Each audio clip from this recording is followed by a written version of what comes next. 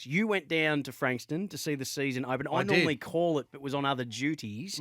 St Kilda and Richmond. During that game, Paddy Dangerfield tweeted basically saying that the best and fairest for the year was done and dusted, that our next guest had it all pretty much sewn up. Don't give her a too big a head before we get her on. We can, because she's won an NBL championship, a WNBL championship. She's won a premiership with the Western Bulldogs, an out-and-out star, and she dominated in the season opener against St Kilda. Richmond getting a really impressive win. Mon Conti's joined us. Hello, Mon.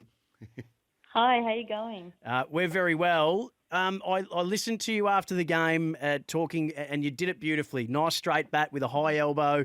Didn't want to take any of the personal accolades, but really wanted to focus on what the team had done.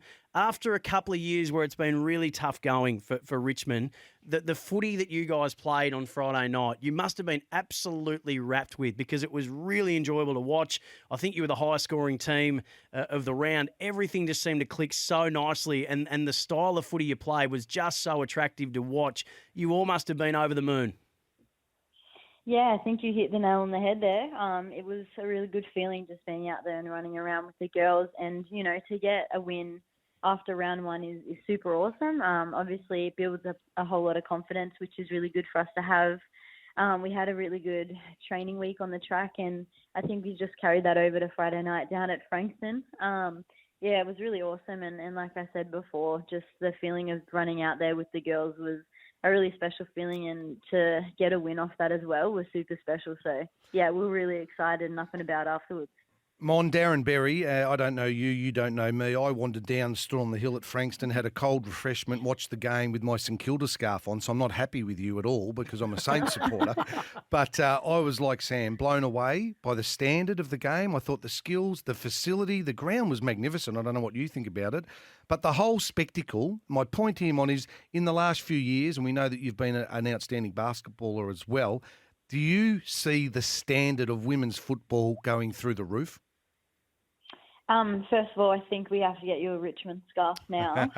Okay. And second of all, no, I agree with you 110%. I think the more that the AFLW is going, the better the competition is getting. We've got a lot of young girls that have gone through the pathways from Auskick all the way through, are coming in and really making an impact on the competition, which is really exciting to see. And it gets, the older girls working hard, the girls like myself, basically a veteran, I'm working really hard as well. So, yeah, just across the board, the league is getting so much stronger, and it's getting better to watch, I think, in my opinion.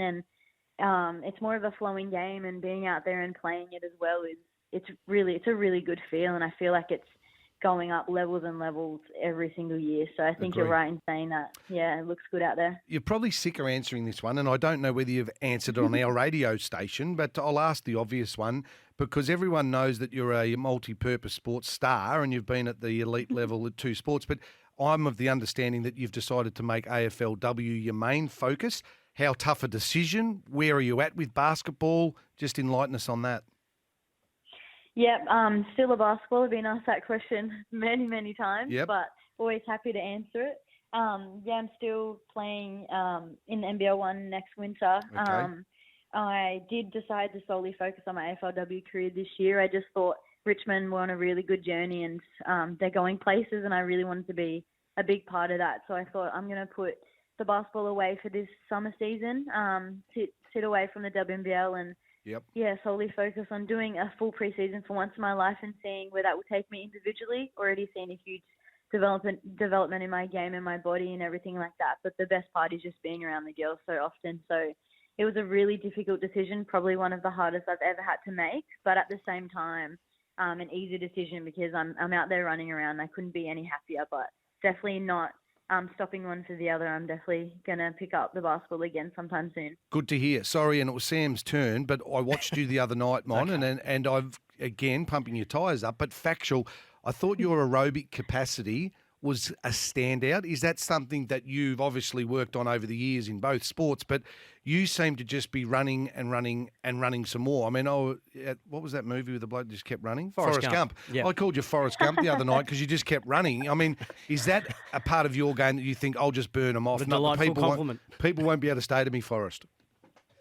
Um, Forrest Gump, that's a good one. Yeah, well, I think, like I said before, my very first preseason I've ever really had, so I've actually had the opportunity, with credit to our S&C coaches here, to build up my aerobic capacity, because being a midfielder, you've got to have one. Yep. Got to have a really good tank. So really worked on that this season. I do feel a difference out there.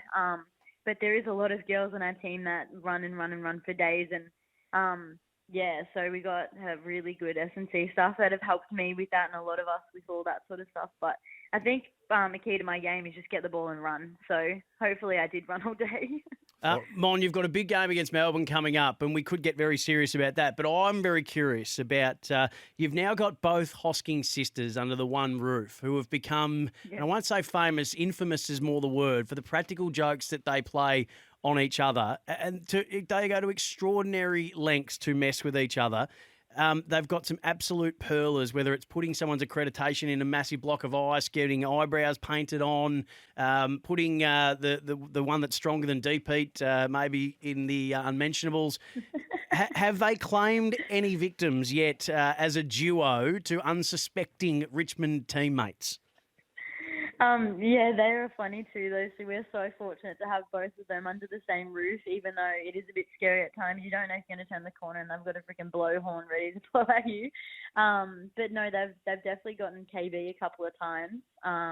They've gotten a few girls just by scaring them, which is just really funny to watch. And they film it too, and then they show us back in slow motion, which is also a key to their scares. But there's definitely a whole lot more coming. It's only round one, so we've got the whole of the season for them to do some pranks on everyone. I would imagine, given how I think there's a high level of anxiety and stress around the season at the moment, given we're seeing that the Bulldogs game is under a bit of a cloud with COVID, and you guys are constantly on guard for that. And we're hearing from the cricketers how just being on that constant watch, like we all are in society and like everybody is around their workplace, but it does wear you down a little bit. I think everybody's experienced that in every walk of life. Having people like that around the club, but especially at a time like this, they're worth their weight in gold. Yeah, it's a very difficult situation. You never know what's going to happen each week. You're sort of just on your toes with it all. But I'm really fortunate that I'm not the one that has to make the calls with all that. And we've got some professionals behind the scenes that make those calls. So, yeah, I'm just sort of sit back and whatever news we're told, we just have to deal with. And at the end of the day, I'm just really happy that we're out here playing footy, whether that means we're missing a girl or two each week because of the health and safety protocols or not. Just fortunate to be having a season go ahead, to be honest. We're going to let you go, Mon, and we want people to make sure they cast their vote for the MVP of the week at aflpa.com.au, which is all thanks to Snaffle. Sammy, yes? I was a bit disparaging. I want to withdraw my one? Forrest Gump comments. Because I don't think Mon was offended. Mon's a little bit faster than Forrest, but I think now if her Richmond teammates are listening, her new nickname could be Forrest Conti. Thank you for clarifying that. I'm sure just as we finish up. Run, Mon, run. Mon, good luck with the game against Melbourne. There's some really mouthwatering matchups for you against that powerhouse Melbourne midfield. So looking forward to seeing how you guys go against the premiership favourite. It's going to be a great challenge. We can't wait to see it on Friday night. Thank you. I hope everyone's going to be watching Friday night, 7 p.m. at Punt Road. So it's going to be a really good game. So go Tigers. Good luck, Forrest. There we go. Monique Conti, out-and-out star. She's and that a game, running machine. Before round one, you would have gone, Richmond and Melbourne. Melbourne are going to absolutely wallop them. After the way that Richmond played, I think that's going to be a lot tighter than maybe people would have thought. Melbourne, the premiership favourite at the moment, but Richmond might be the big improver of the year. Hey, don't forget to cast your vote on the MVP of the week at aflpa.com.au. Thanks to Snaffle. The MVP of the week campaign introduced to help celebrate the performances of the female members of the AFLW is recognised by the... Sorry, I'm just reading this off the top of the players as recognised by the fans. Proudly presented by Snaffle. It's been running since 2019. The AFLPA nominates the 3 standout players of each round for fans to vote for, with the player receiving the highest percentage of fan votes judge the overall weekly winner. That's a lot of info there. Thanks to Snaffle, while a lucky fan will also be selected to receive a weekly prize and be in the draw for a major prize at the end of the season. Competition opens up each Monday at 9 a.m. Eastern Standard Time. Read, Forrest, and closes at 5 p.m. Australian Eastern Standard Time each Wednesday following the preceding round. Come on, Sam. Head to aflplayers.com.au to check out the social media. Snaffle, one subscription, one wallet, hundreds of products we absolutely love their Great support. Snaffle. BP up next.